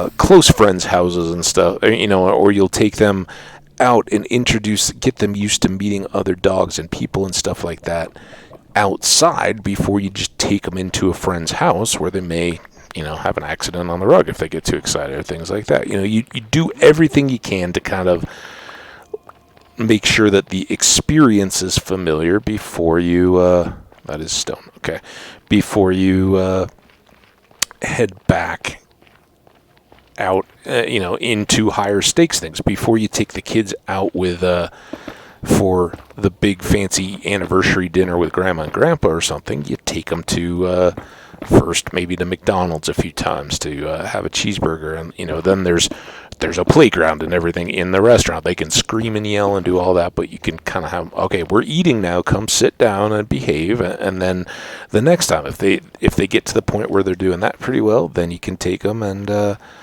try them out at like an Applebee's, right? That's just my familiar example. Places where, again, one crying kid isn't gonna ruin everybody's expectation of their night out when if that should happen. And again, if you're a parent, try to even there be respectful, right? If your kids are acting up and just not having it, right? It's not the right moment. They maybe they just didn't have a good nap. Maybe they're just fussy. Maybe they just don't like the food that they ordered, and so nothing's working for the kid. They're not happy, and you're trying to salvage it. Hey, I'm again not a parent, and this is taken for what it is, but give them that chance, talk to them and say, hey, this is not what you're supposed to be doing at this restaurant. You got to behave. But then if they're not getting it, take the kid outside, and either sit them down in the car for a 5-minute timeout type deal, or walk them around outside the restaurant. Just let them reset. And then when they've calmed back down, bring them back in. But you don't need to, and it goes both ways, right? It's either the parents that just don't care. They've kind of given up, and they're like, whatever, I'm here. This is my night out. You guys just deal with it. If my kids are loud and annoying in a public place, too bad for you. You how dare you come out and expect anything different? That's not cool. But the other thing that's not cool is nobody wants to see you enforcing discipline on your kid, and that certainly in today's day and age, that's not going to be like the public spanking of a kid. I'm still one that's okay. If your kid just needs a spanking to kind of help get that focus back in place, and it's not an abusive speeding thing. You're not getting your power trip over your child or something, or whatever, whatever causes people to really cause their kid pain. But if it's done in a pre-explained situation where the kids understand that this is a consequence that can happen as a result of their actions, and when other things have been tried and they've ignored it, then I say, yeah, my parents did it with me. I've seen it done, and again, it wouldn't ever be anything done publicly. It's one of those things. All right, well, I've asked you 4 times to stop punching your sister. You haven't done it. Now first off, you're going to come out to the car with me, and we're going to sit there until everybody else has finished their meal. And then when you get home tonight, we're going to talk about this, and you've already earned it. You're going to get a spanking. And then you got to follow up with that. You can't make an idle threat of it either. But it seems to me that like so many other things, we kind of just pretend like that would just the very thought of a child being spanked would scar them permanently, or disrupt them. Yeah, have you ever seen kids just play with each other when they're not being structured by their parents? I know I did it, and I know my niece and nephew did it when they were kids around me. They were just like, because I was the uncle, right? And I wasn't the, the parent that was in charge of the rules and all that. They just wait until somebody wasn't looking, and then kind of just showing off for their uncle, right? Hey, look what I can do. Especially when my older nephew and his younger sister, my niece, was littler, and she's like just learning how to walk and stuff, and he just kind of looked like, all right, are they looking? You're looking though, right? You're gonna see this because I think this is cool. And then he just like trip her, right, as she's just learning how to walk, and bam, tears start, and he'd just be like smiling and laughing as the parents come up. Why are you making all this commotion? So kids can be pretty malicious to each other, and the idea that, oh man, they can't handle just a little bit of discomfort. Like they seriously just, their play is smacking each other more times than because a lot of times those, oh, Johnny hit me in the head, all the tears and all that kind of stuff. If you're not around to react to that, your kid's not going to do it. They're going to sniffle a couple times and be like, all right, I'm back, whatever. It's a lot of that is getting affection. But again, not a parent, not any of that. All I'm saying is, when you're in those restaurant situations, it can be too much or too little attention to the kids can wreck the night for other people. Either way, circumstances can differ, I guess. But man, so the restaurant. So anyway, I'm like, why am I extolling parenting advice when I'm not a parent to people I don't know? No. So anyway, the whole deal was there was this chain of restaurants, or a restaurant at least. I think it was a part of a chain.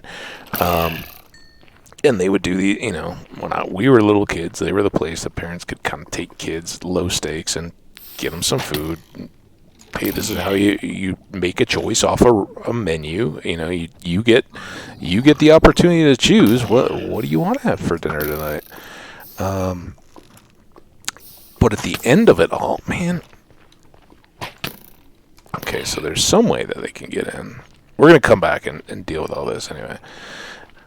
At the end of it all, you would get these, as a kid, you'd get these little sundaes, and they came in like a little, I don't even know how to, it was so shallow. It wasn't even like a ramekin, really. It was probably wider, but shallower, a little like aluminum, maybe? I don't know. Like these little metallic, but nothing, nothing type little saucer things. And they were these,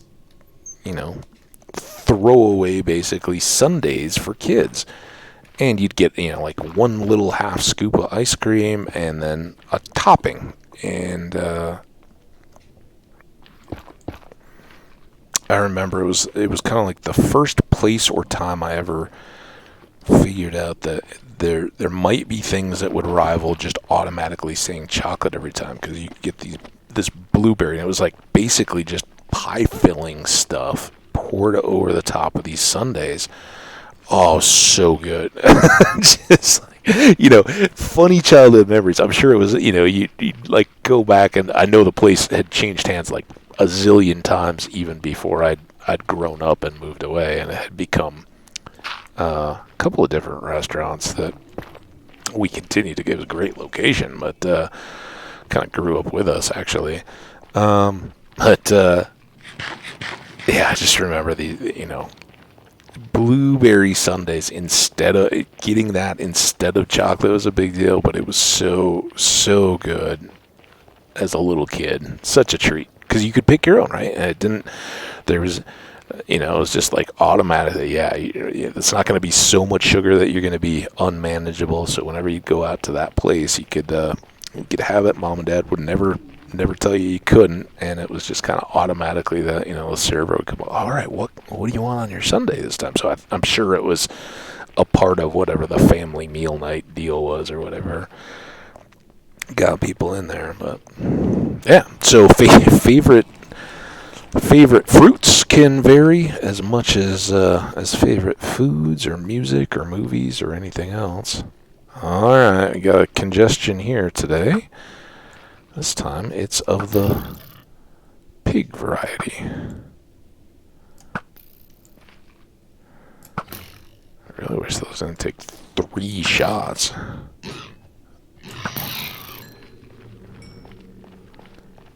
Really? You survived that one too? And that's why we need to seal everything up and get it set so things can't spawn in there. I think they're spawning, and just by proximity getting in our way.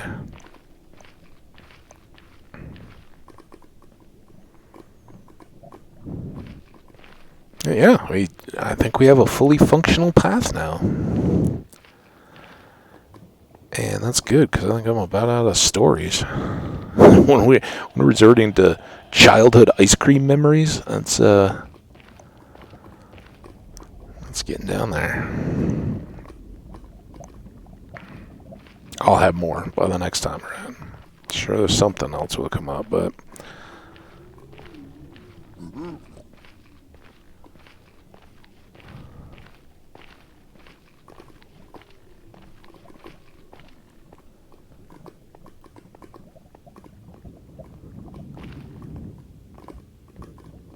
there we go.